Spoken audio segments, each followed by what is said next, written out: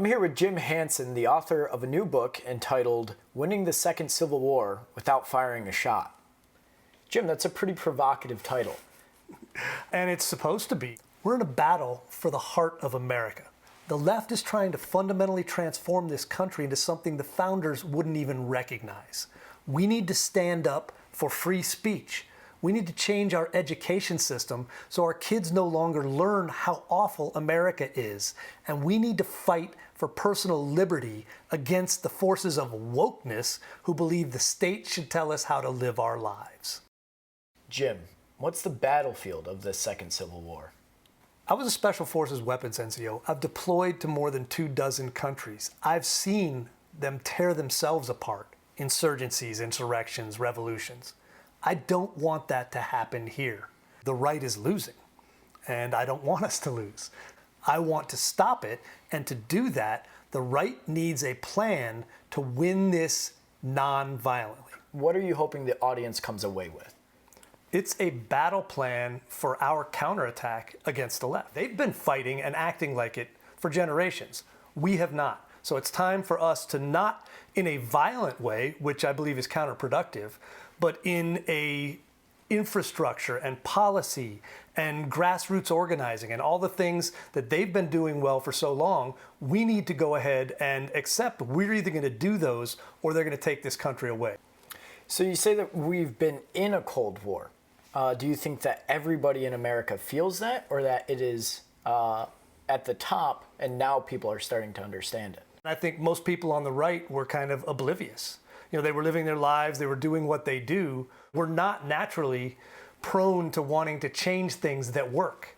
And America has always worked. It's needed work, but it has always worked. And now with, a year plus of riots and the rest of the things that are going on, I believe that people on the right have begun to woke up to wokeness, and that's a necessary thing. It's a danger to the republic. In your book, you take shots at both sides.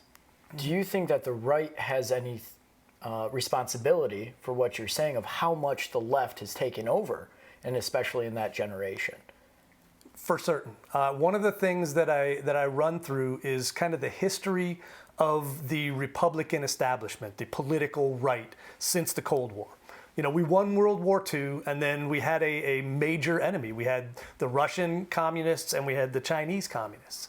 And the right focused on that. We built a national security and intelligence infrastructure, and we built a business economy that was booming.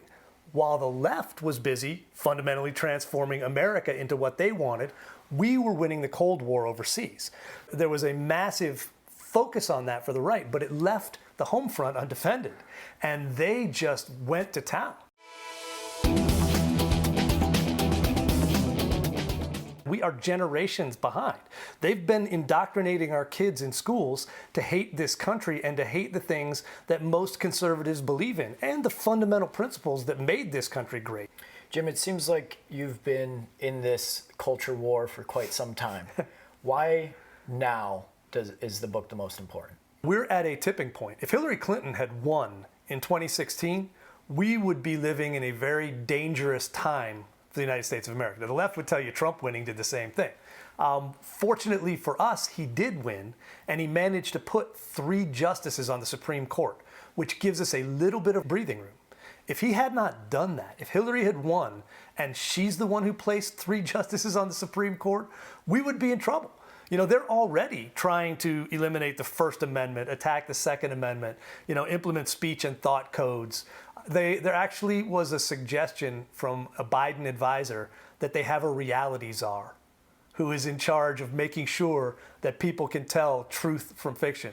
So they literally stole from George Orwell, who had the Ministry of Truth in his book 1984, and that was a suggestion from one of Biden's advisors. If we don't start fighting back, we were going to lose. But now we need to, in a post-Trump political environment, build a platform and build a collection of institutions that support that will put us on the same path the left put the country on for the past several generations. Are we in a post-Trump political environment? If the right is going to fight a culture war or something, it seems like a pretty big tool. Oh, and he's going nowhere. And if I say post-Trump, it's only post-Trump presidency, because he'll be an influence for the rest of his lifetime. And afterwards. He did something that no one else had done, and it was vital. And it was the first Trump supporter I ever met said it to me. I said, why are you backing this guy? He can't win. They'll attack him, they'll demonize him. He's never going to be able to win in 2016. And she said, he fights. And that's where the Republican establishment failed. They were willing to run as hardcore conservatives, and they would campaign, yes, we'll take care of the budget, we'll be tough here, and we'll do this. And then they get to Washington, and they're like, hey, guys, what are we going to do in the Senate this week? We're going to go golfing, we're going to hang out. They were buddies, with all their people, and the left wasn't feeling that way. They may have been collegial, but they were busy stabbing people in the back. They were playing hardball, we were playing softball.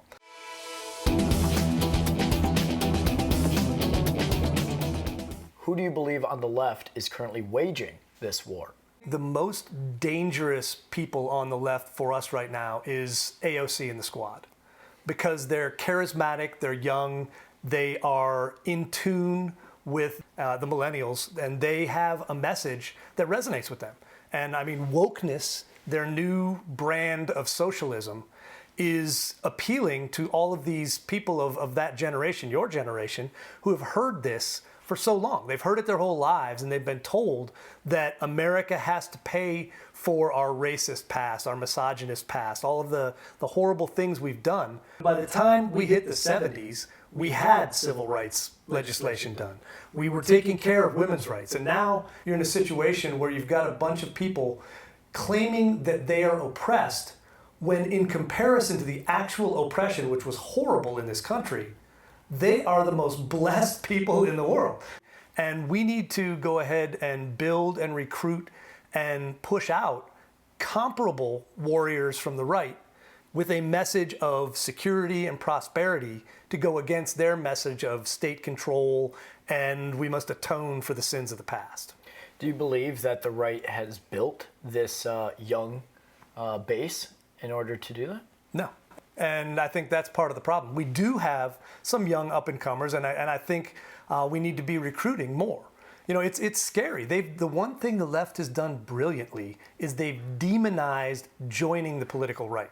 If you raise your head and disagree with any of the woke doctrine, the dogma, you are attacked savagely. You are called a racist. You're called a sexist.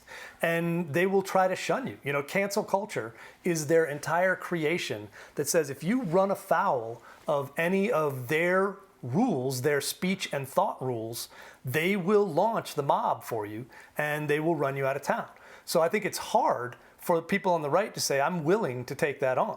But I think right now they've gone far enough that there are people who are ready to make a stand. And those are the people who will be the next generation of leaders on the right.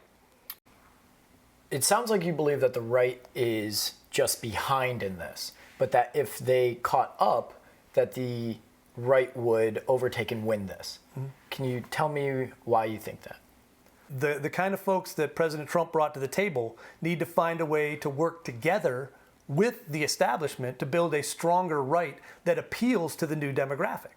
You need to live in the modern world, and you need to take the MAGA crowd and the establishment and build a fighting right that has a fundamentally libertarian feel to it. Live and let live, less judgmental. It's not about what people do. We just don't want to be told there's 57 genders and we have to worship at that altar. We're not going to do that. You write about Black Lives Matter as an organization. Mm-hmm. Can you elaborate more on how BLM operates for the left? BLM is the perfect organization for the left. That's why they have backed it. They've chosen that because the stain of slavery is so heinous that it's difficult for people to go ahead and oppose Black lives. How can you say Black lives don't matter? And no one does. That's the thing. No one ever says Black lives don't matter. What people say, and should be allowed to say, is that all lives matter, Black lives equally. But that's not what they want. All right, they want a special status because of slavery. When they say equity, what they're meaning is they want to redistribute the outcome. They want to take the wealth and the achievements and make sure that they're evenly distributed across all races. And that's not how things operate. We have equality of opportunity, not equality of outcome. So what they want to do is use the kind of the Trojan horse of BLM as an organization that says, okay, well, horses are nice. Everybody likes horses. Who could say that horses are bad? We should let that horse inside here. Inside that is a bunch of socialist, Marxist agitators who formed that organization and who are bringing their woke agenda along with it. They're just using BLM because it's the hardest to fight against. You write about your fellow Americans in this book, and you often call them your enemy. Mm-hmm. Do you think that's a bridge too far? Are they truly your enemy?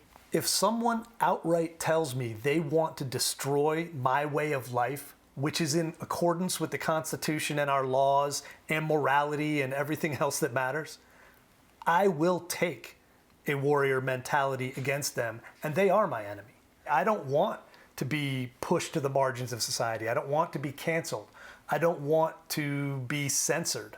I don't want to be told how I have to speak and think and everything else that the left is trying to do. I just hope it doesn't turn into open conflict.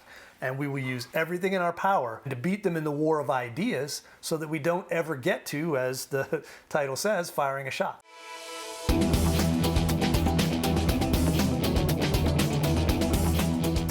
Jim, in your book, you refer to a long simmering Cold War between the left and the right. Well, over 2020, we saw a year of violence, and at the beginning of January, we saw more violence from the left and the right. Do you think that that is the Fort Sumpter events of the Second Civil War? That's what I'm worried about. I think it would be unfair to characterize the events of last year as anything but an insurrection. We actually had multiple instances of the left seizing territory in the United States and declaring their own country, and the powers that be did nothing about it. They let it go on for weeks in Seattle. So if you've got a situation where for the best part of a year they're attacking federal buildings, they're rioting, looting, and burning for a political cause, and in the case of Antifa, in an attempt to overthrow the government, of course that's an insurrection.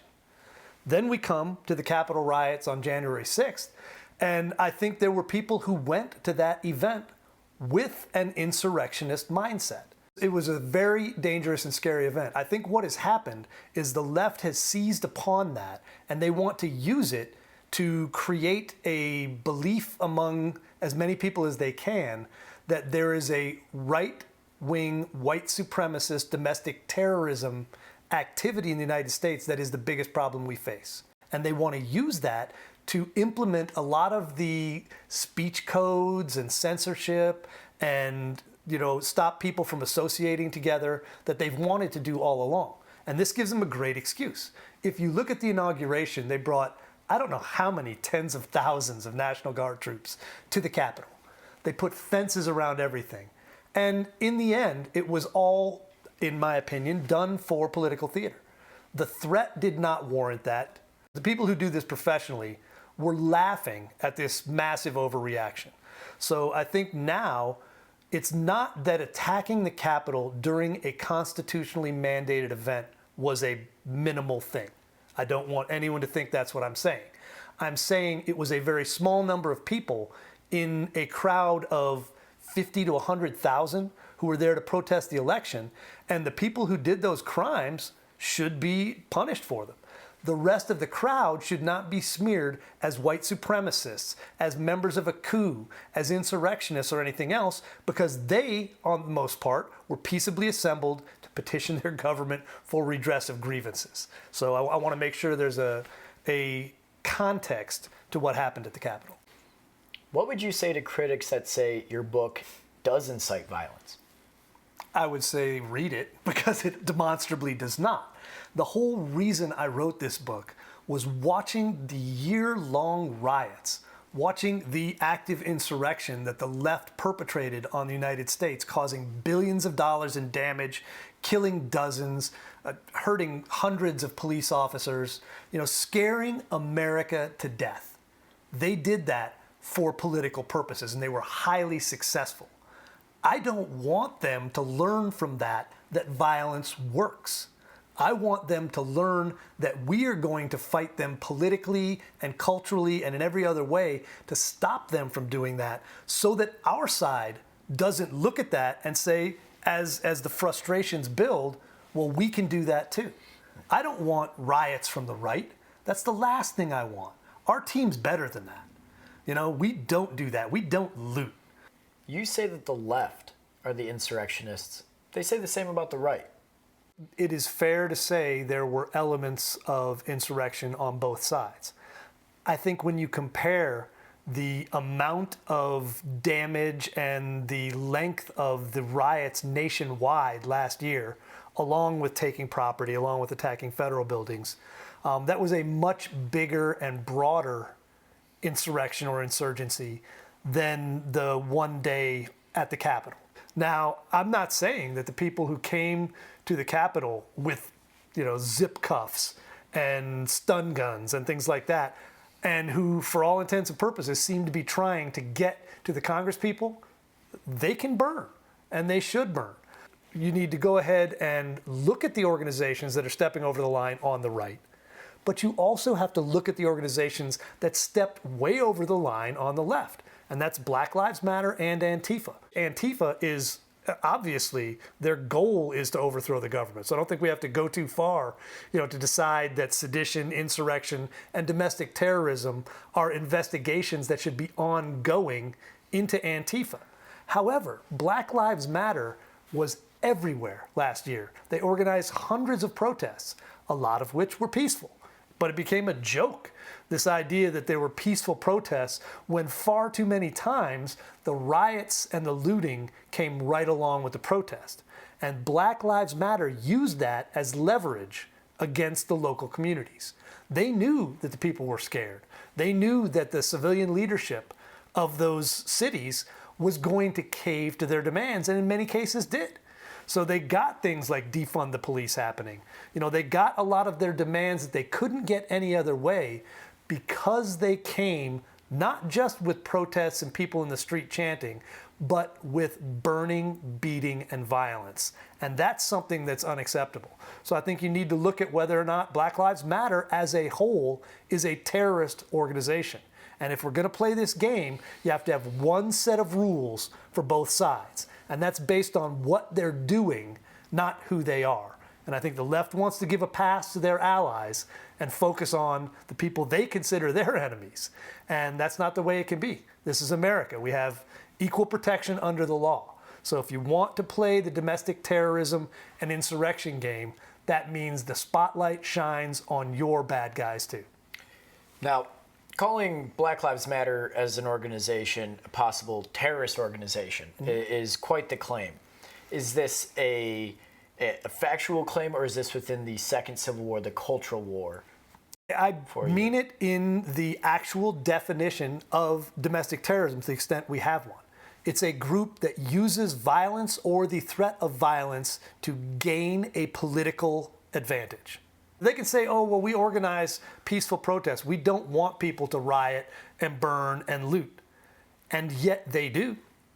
So if you know that, if you know you're organizing these things, it's factored into their game. You can't separate yourself from the fact that your followers are doing that. So if you organize a protest, it turns into a riot, and that creates the atmosphere that gets you what you want politically that you couldn't get otherwise, that's domestic terrorism. Would you then not say the same then for President Trump? He organized the rally on January 6th. He gave them a speech. He told them to go to the Capitol. Mm-hmm. And if it had worked out how I would guess that he wanted it to, he would still be president today. By that same definition, it sounds like President Trump would be considered a domestic terrorist. They charged him in the impeachment with inciting insurrection.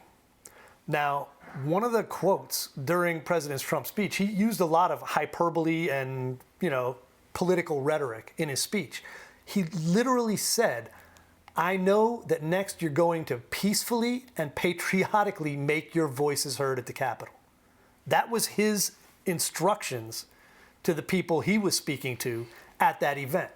Now, if we get into the point where you're saying in one case where they had an event that went wrong, that is the same as an entire year's worth of riots that spread across the country and happened again and again and again and again, I think you can look at those two things differently. If President Trump went and held another rally right now and another Capitol was stormed, say in a state capitol, I think you then can start to say maybe you shouldn't be doing that. Black Lives Matter has seen what happens when they do it. There were plans across the country to rally at capitals on Inauguration Day or on January 6th. On the Inauguration Day, they took steps to bolster the security at these capitals, and they didn't end up coming to fruition. But if they had, would you classify President Trump within that same category that you're saying BLM? If President Trump had said, go to the state capitals on Inauguration Day and again, make your voices heard in the exact same way, and again, that resulted in violence, then I think we have a different situation. However, it didn't happen. You know, all of those things got canceled. Now, you can say it was because, oh, they made all these preparations and they did all this other stuff. Or you could say that people on the right looked at what happened at the Capitol and said, you know, that's a bit much. You know, that was wrong. You shouldn't have done that. You know, you can say, okay, we went there, we wanted Congress to hear our voices, we didn't feel that they'd been heard. Great, you can do that. But when it turned into a situation where, you know, the people's house was damaged and people were hurt, you know, people were killed, the right took inventory of that and then didn't hold events on Inauguration Day. Antifa is the only one who was actually rioting on Inauguration Day. They were rioting against Joe Biden. In a perfect show of why they're a menace to the entire republic, they rioted, not the right. Black Lives Matter all last year, every time there was a situation, they held protests and there was looting and rioting in the major cities. So and especially with Antifa as well. You know, they've had a years-long insurrection in Portland. You could say that the right learned its lesson. And if it was a situation where there was continued political violence, then you have to reevaluate. That didn't happen. So I think you've got two separate situations.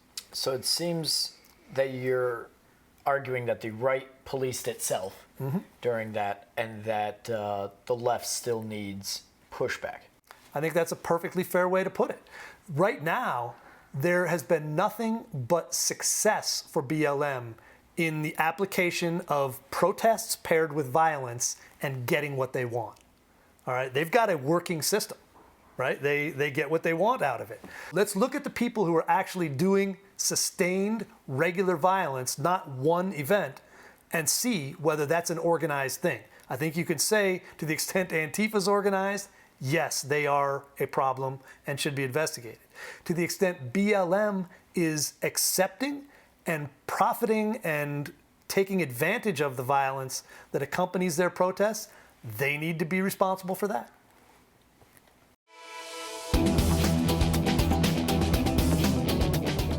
Are you concerned that the way that they have been fighting this culture war will come to you in the form of cancel? Oh, they've tried. I mean, I've been attacked. I wrote a book called The Myth of White Fragility. And, you know, if I wanted to start counting how many times I've been called a racist because of that, if everyone's a racist, does it matter anymore when they call you a racist? My goal, my perfect world would include all black people achieving, you know, at the same level as all the other members of our culture. Part of cancel culture is losing free speech. Can you tell me what that means and why it's so important? You know, when I bring up free speech, I get a lot of pushback in social media from the left saying, oh, the government's not shutting down your speech. Why don't you quit whining? And that's not the point. Free speech is a concept that America was founded on. The First Amendment stops the government from abridging it. But right now, the left is doing a tremendous job of shutting down conservative thought and speech in our public information space. You know, they control the media.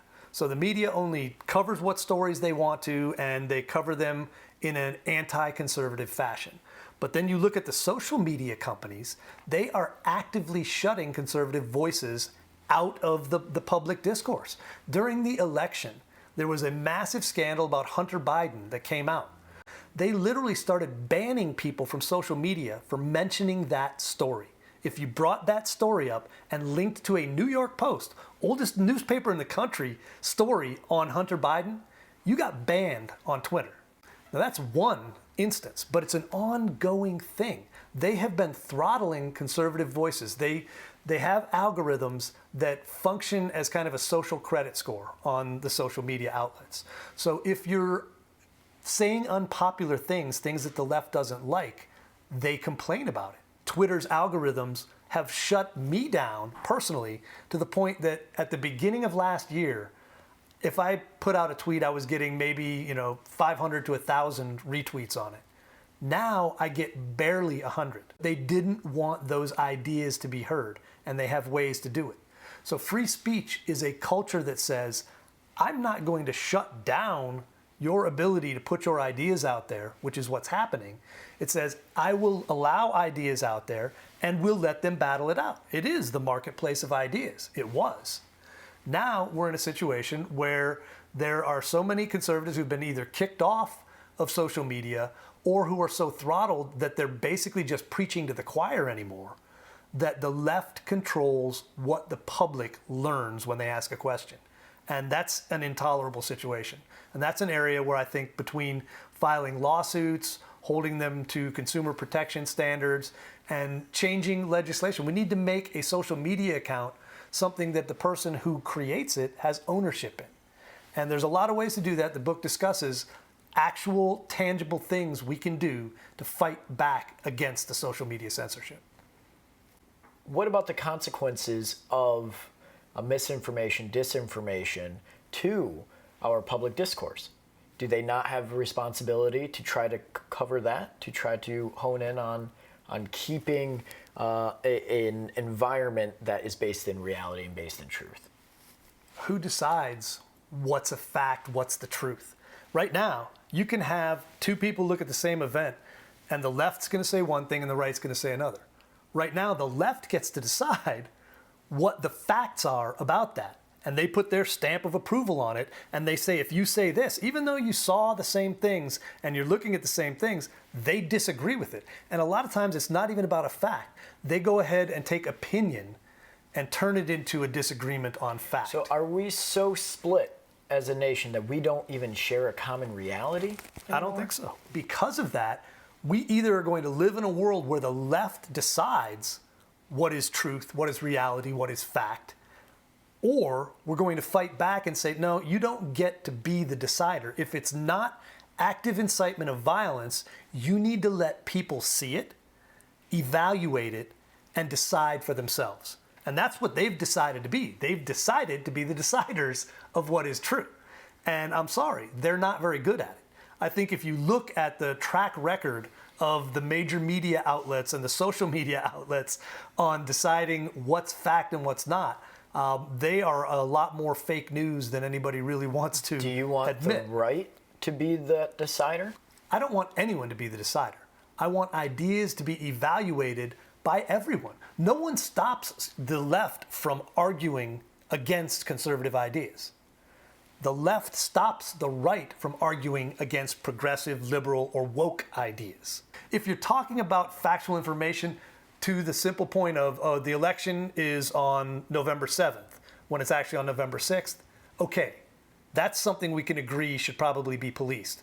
Short of that, we're talking about differences of opinion in most cases, and I don't want anyone else deciding who can see information if they can evaluate it then for themselves. Can you give me an example of in somebody's normal day-to-day life where they can see this second Civil War playing out? In the culture and information war, you see it every day. Try to find conservative books or conservative ideas in a mainstream retail outlet. You go to Target, you're going to find your anti-racism books, which is black supremacy. You're going to find the white fragility book. You're going to find any number of what are extremely radical views. However, they've been successful in portraying these as mainstream. So they've got the media and everything pushing that agenda and that narrative. I'll be honest with you, I'm kind of hoping that they ban this book.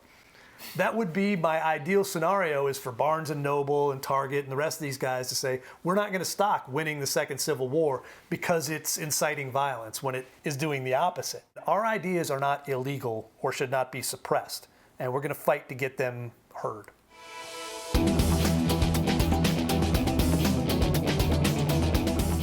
Jim, your book is about winning the second Civil War without firing a shot, but I want to read you a quote from your book. You say, "The Second Amendment is often considered the most important because it is the only one that provides concrete support for all the others.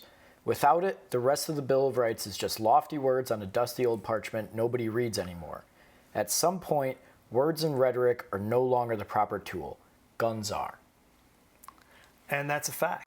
No one should ever doubt that the founders contemplated the idea that if a government again got too oppressive, the citizens had to retain a right to overthrow it. But it's a last resort, and it's not what we want. However, without that implied threat, governments tend to aggregate power and continually add rules to the citizenry.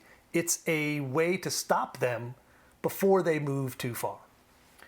So it sounds like there is a threat of violence simmering underneath this argument. 100%. There is a threat of violence, and there's no reason that that should surprise people.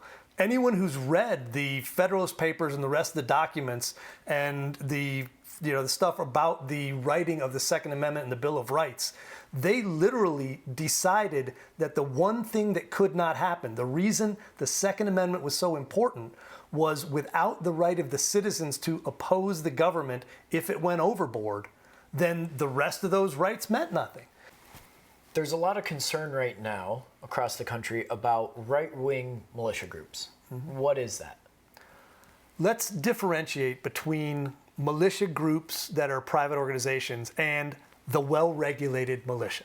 That famous line from the Second Amendment that has caused so much trouble over the years. The well-regulated militia is a thing. It's not a government-run thing, and it's not an organized thing. The militia was, when we used the militia, was designed by the founders to be all able-bodied citizens who might need to be rallied in the case of, let's say, the Canadians get all hopped up on Molson's and Tim Horton donuts and come screaming across the border in snowmobiles. We would go, and the militia might have to oppose them if our regular defense forces got overwhelmed, or if there is a natural disaster. It's the idea that all of the people who are capable need to be part of a group that is for our common defense, but is not owned and operated by the government. That was the fear.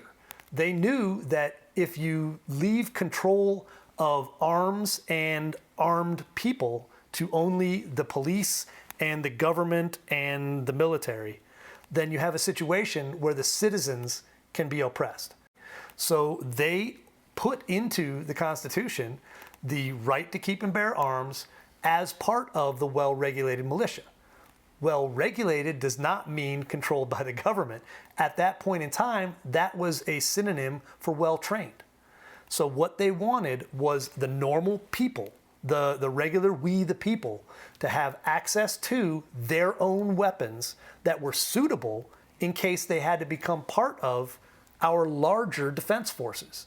That means they had to have something that was useful as a weapon of war, which is one of the gun-grabbing things that, no private citizen should have a weapon of war. Well, yeah, they should. That was actually what they contemplated. They wanted something that the private citizen was trained on, was used to using, was in common use, and was useful as a member of the well-regulated militia.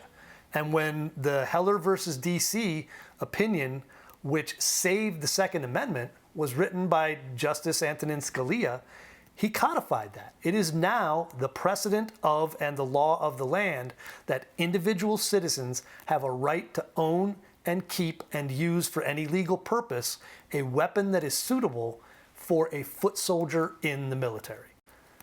Surely an AR-15 cannot take on an F-35. Mm-hmm. Does that make your argument fall moot? Absolutely not. And that's one of my favorite fallacies that the left brings. It's like, what are you going to do? You've got your AR-15. What is going to go up against a tank? Well, you'll lose if you go AR-15 against a tank. But that's not how it would play out. And, and again, not advocating this, not hoping it happens, hoping it never happens. But if there comes a time where our government is so oppressive that the citizenry rises up and decides to overthrow it, we're not going to take on, in a force-on-force battle, the United States military. And I'll tell you right now, if we got to the point where, say, Hillary had her 3 Supreme Court justices in play, and they start banning weapons, and they start banning speech, and they start basically editing the Constitution into meaninglessness, that's the kind of situation the founders were talking about. And if we decided at some point we the people were not going to put up with that, then I can tell you right now, there are members of the military, there are veterans, there are members of the National Guard who would agree that that is no longer the Constitution they swore an oath to. They swore an oath to protect and defend from all enemies, foreign and domestic. But let's just think about something. Who would have bet on the Sons of Liberty in 1775, a collection of shopkeepers and farmers, to go up against the greatest fighting force the planet had known at that point, the British Army and Navy, and beat them? So the idea that it's not possible and that the Second Amendment right to keep and bear arms has nothing to do with a potential overthrow of the government is ridiculous. It does. We just don't ever want to go there. And it should be something that governments think about when they decide maybe we're overstepping it a bit here and we should stop treading on the people. Yeah, let's hope that that day never comes.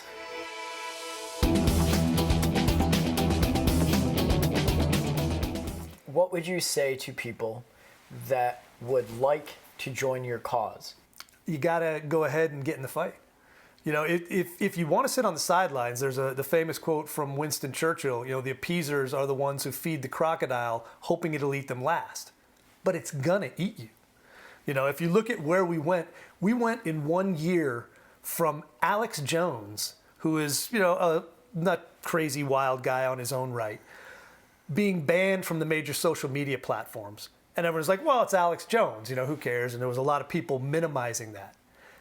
In less than a year, the President of the United States was banned from the major social media platforms. If you don't think they're coming for you, you're not paying attention.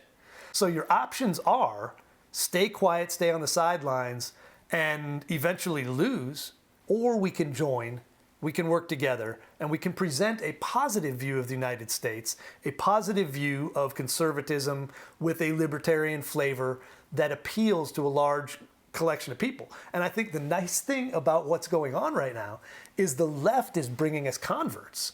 They're running people out of the Democrat Party who used to be their core constituencies. Working people watched businesses be destroyed while Democrat politicians called the police off. And those buildings burned, people's livelihoods were destroyed, people were killed, people were beaten, drug out of cars and beaten. All of that happened, and it showed the true colors of the left.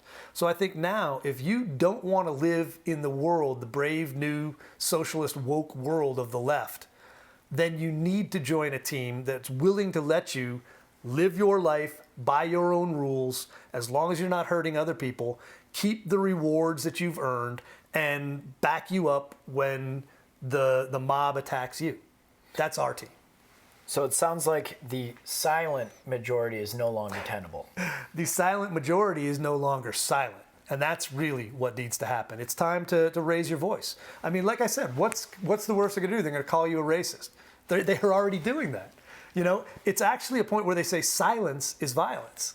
So if you're not actively helping the cause of the left, right, and joining their team and running down the right in America, then you're part of the problem.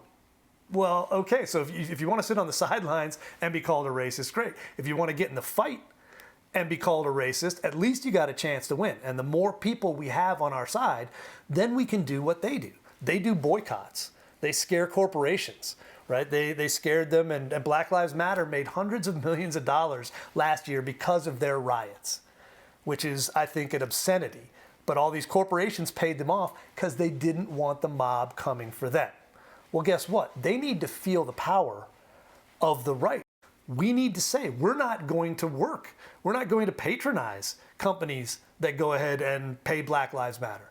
You know, we changed our wireless carrier from AT&T because they stopped giving political donations to Republicans because of the January 6th events. So you have to make those personal commitments and say, I'm not going to let the other team go unopposed. It sounds like you're advocating for the same cancel culture that you're fighting against. Absolutely. And guess what? They made the rules. We're going to make them play by it. You know, the rule book for the left is Alinsky's Rules for Radicals. That is literally the playbook where the activist left was trained how to play. Rule number 4 is make the other side live up to their rules. I don't want cancel culture. I am a free speech absolutist. So I don't want to play that game. But they invented these rules, and we need to hold them to that standard that they made up until they get sick of it. They're going to get sick of canceling their own people. Right? And when that happens, we'll say, okay, you stop doing it to us, we'll stop doing it to you, and maybe we can just live and let live. In your book, you talk about the failures of the right over the last century. Mm-hmm. What do you think the future should be? There are 2 things that are fun and interesting for me in building a new right. One is we have become the party of tolerance. The left used to be the ones, the right is intolerant, they hate everybody. Well, who are the ones enforcing thought and speech codes now? Who are the ones who are saying, you have to believe like we do, or we're going to run you out of polite society? That's them. That's the left. So I think rebranding the right as the party of tolerance is a great way to both make their heads explode, but also to remind people that we are the live and let live party, and they are the do what I say or I'll crush you party. The second thing is I think that the right is now becoming the party of producers. You know, a lot of people like to give Ayn Rand's book Atlas Shrugged a hard time, and it is absurd. It's got a 400-page speech in it from the main character. But she makes the most important distinction that I think people need to choose for themselves is, do you believe in the power of the individual, as the founders did, that the state is subordinate to the individual? Or do you believe that the state is in charge, that it should tell the people what to do? Well, it was very clear what the founders believed, and it's the most effective and, prosperity-producing system that's ever been devised. The left wants to change that. We need to remind people that in Ayn Rand's book, she divided people into 2 separate types of groups. One was the producers, the productive class, and one was the looters and moochers. And I think that's a fair distinction right now. If you look at the left, they want to take from the productive and spread to everyone. That's socialism. They don't want to call it that. They need to rebrand it. That's why it's wokeness now, is because socialism is a busted brand. And that's the real difference. We believe that the person who produces something of value should determine what's done with it. And the left fundamentally believes you should give that to us and we'll take care of it. The problem is they don't trust people to make the decisions they want. So they want control. They want the state to be running things. We don't. So I think if you want to look at 2 things, we're now the tolerant party, and we're the party that believes in producing and keeping what you produce to decide for yourself how you want to do it. The right is famous for giving much more to charity than the left ever does, because the left believes that the government is their charity. They'll take all the excess in, and then they'll distribute the spoils because they know better than we the people. How would you respond that for the longest time Republicans have been country club Republicans, sitting there and deciding what the worker gets? Mm-hmm. And in the same vein that you're saying the left is taking and then deciding what they get, for the longest time they were perceived as, we will decide what the worker gets. I think that's a fair argument. I think the counter to the idea is it's a free market. So it's not that they're saying we will take from you and tell you what you can do with it. It's that I have created a business. My business will hire you because I need things done. I will pay you a fair wage based on the market value of that work, and you can go then and do with that whatever you want. And if you're good at what you do, you can work your way up the food chain, and maybe someday you'll own the business. You know, there's no limit to what you can do, and there's no telling people that you will only get this because that's all that's available for you. No, everything's available for you. Opportunity is equal. Make of it what you can. And the left wants the opposite to be true. The left wants it to be equal outcome. But in a marketplace of work, some work is more valuable. So if you want to make more money and earn more and keep more and have a higher standard of living and take care of your family, do work that pays more. Train to do work that pays more. Save your money so your kids can go to a better school and do better than you did. Those are all things that are available under free market capitalism and under the producer-based mentality of the right. On the left, you work, they take, and then they redistribute. And you only get what they think you need. I'm not down with that, neither were the founders.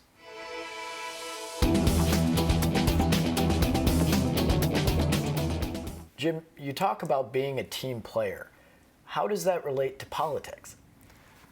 Well, it is a team sport, and the problem is it tends to fragment. You know, everybody's got their core issue that they care the most about, and anyone who doesn't agree with me on this is a heretic. You know, whether it's abortion, or it could be the budget, or it could be foreign policy, whatever it is. With the left, it's so many things you can't keep track of it. But for us on the right, we need to understand that we do have a common enemy. You know, if you are on the right in any way, shape, or form, I want you on our team and in our tent. I want a tent big enough for everyone. Everybody but the Never Trumpers, because they're losers. All right, they could burn, as far as I'm concerned. But everybody else, we need to find a way to get along, because together we have an enemy who is trying to destroy this country. You know, fundamental transformation is not a good thing for a republic that has a near perfect set of founding principles. I want the right, including the establishment, including most of the rhinos, if they're going to vote with us 80% of the time, I want them in our tent. I want them in our caucus. I want them in our team. And I think that applies in politics and also in the larger culture war. I want people to feel that being on the right is right, because it is.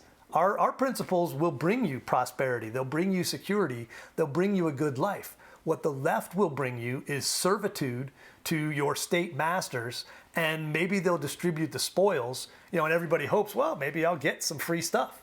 You know, I mean, classic line, the left is giving away ice cream, the right is selling broccoli. If you want to be on the winning team, which we have, we need to market it better, and we need to be a little more accepting of people who we fundamentally agree with against people we not just fundamentally disagree with, we are at war with. It seems like when we talk about battling between the left and the right, that Mitch McConnell is very interested in battling the left within the current structure and within policy, whereas Donald Trump seemed to want to fight more in the culture. Mm-hmm. Going forward, it sounds like you want to unite those two things and understand that you need to play both sides. What we've needed to do on the right for a long time was to make our culture popular, not to try and live in a world where the popular culture is liberal, Hollywood, amoral, you know, anti-conservative, anti-Christian, all of the things that unite the right. We now have people on our team making good movies, not good movies for a conservative, good movies. Dinesh D'Souza made a movie called Infidel with Jim Caviezel. It was excellent. It was a good action movie. Ben Shapiro's operation, The Daily Wire, just put out a movie called Run, Hide, Fight about a school shooting where the hero is a girl who stands up and takes him on because she's a tough guy. You know, she's a killer. And she took down the bad guys in an action film. And I watched it with my wife. We were on the edge of our seats through the whole movie. It was a good action film. The right needs to understand that, as Andrew Breitbart so perfectly said, politics is downstream from culture. So the culture dictates what America is. We get more of our cues about the world from our culture than we ever do from politicians. So if we're not playing in that game, as we haven't been.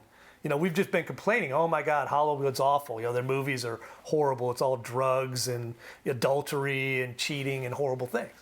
Well, then you have to make good movies with good values. And that's hard. Most of the creative people are on the left.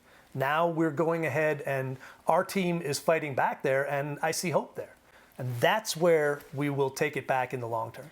So it sounds like the second Civil War that your book claims that we're in is not just a policy war or the culture war. It is all-encompassing. And it sounds like you want the entire right to stand up and understand that. If we don't, we will go ahead and live in a world that the left builds for us, and I don't like it.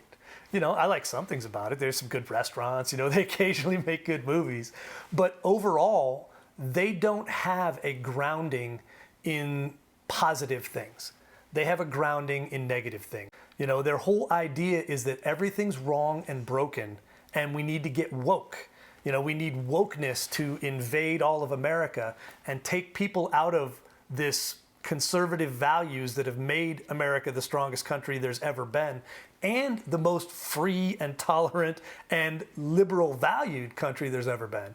But they need to change that now and make it better, and we must atone for our sins. Well, no, what we need to do is understand that you don't fix things that ain't broke. And America's not broke. Our founding was not perfect. Let's just be honest. There were horrible things. There was slavery. Women had, minimal rights. There were a lot of things that we had to do better, but we have. And the left doesn't want to accept that. They don't want to agree that America has progressed. They need it to be bad because their entire system is built around fixing it. And not actually fixing it, burning it down and building a brave new socialist world. All right? That means they can't ever have a positive view of it. Whereas conservatives have generally, maybe a pragmatic view, but it's also generally positive. And I think that's where we can differentiate ourselves from the left.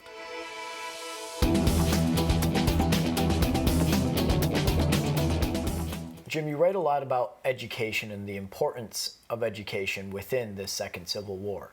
Can you tell me more about it?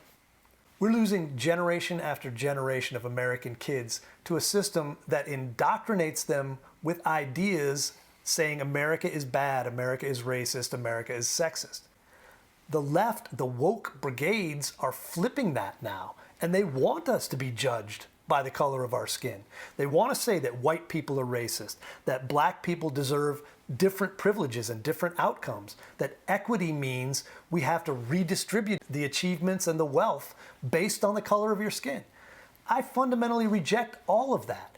And until we change the education system that is telling our kids that's right and that's the proper way to think, we will never turn this around. So what do we do? Because they've been at it for generations, we have to go ahead and find a way to inject ourselves into a system that they own wholeheartedly. They own it from the universities where they train teachers down through high school, elementary school, and even in kindergarten now, they're teaching anti-racism and gender awareness to our kids. So what we have to do is go to school board meetings. There's the simple little grassroots populist thing, show up and oppose that and say, I don't believe that's what we should be doing.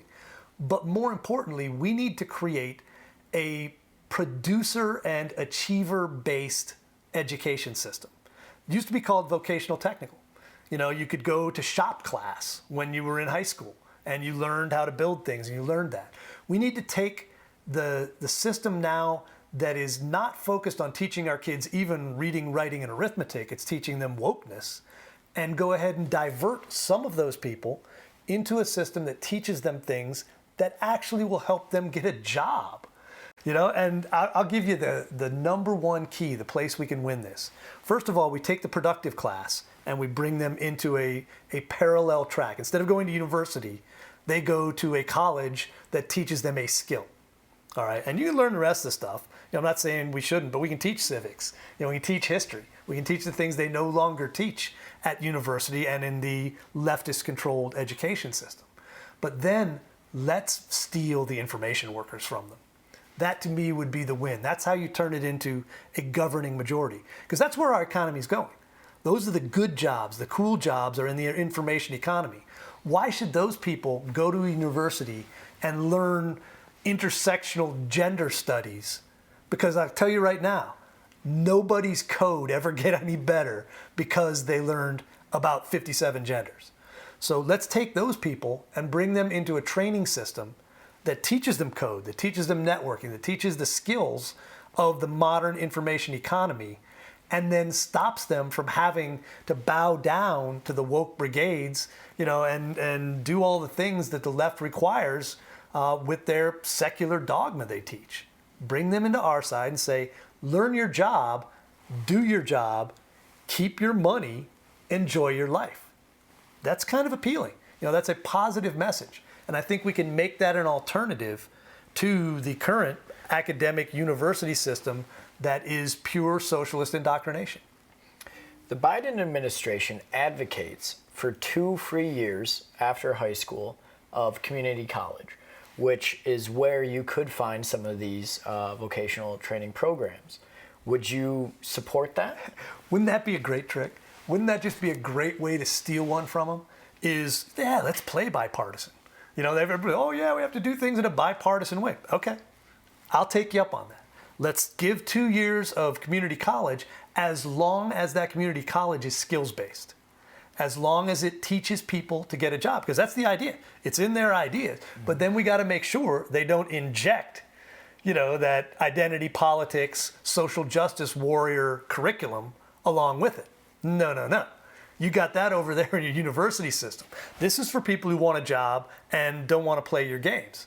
And let's do that. I think that would be a great way to game the system and win one on them. Sounds like you think that would backfire on them to teach people skills. Because they don't, to some extent, they are more focused on teaching them what to think, not how to think or not how to do anything. So absolutely, it would take that away from them.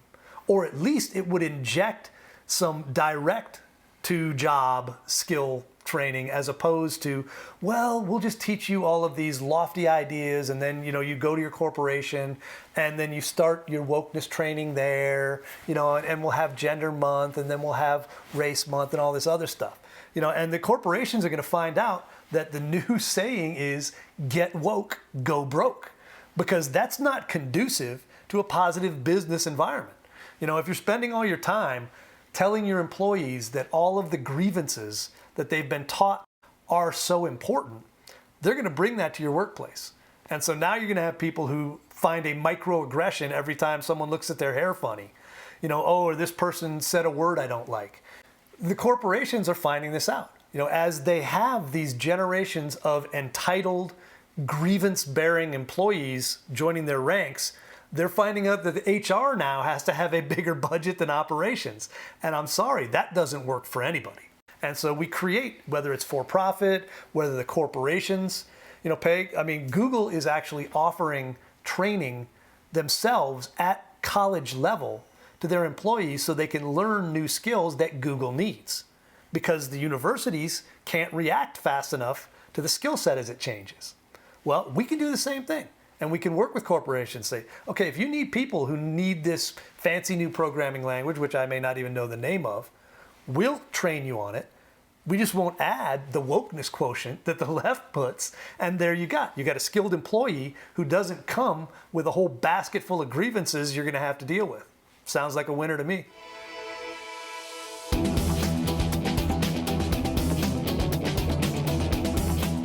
I wrote this book to ensure that there was a way for people to find tangible ways to vent their frustrations in a positive way. Do things that are going to change the system. Do things that are not going to let the left cheat us again. So it's a battle plan for a non-violent counterattack against the left, who have been working their fundamental transformation of America into a socialist paradise. The problem is there are no socialist paradises. So we need to fight back, and we need to take the country back from the brink that they have taken us to. The riots of last year worried me enough that I was concerned it was going to break into a second civil war or a revolution. And I wanted to make sure that there wasn't another shot heard round the world.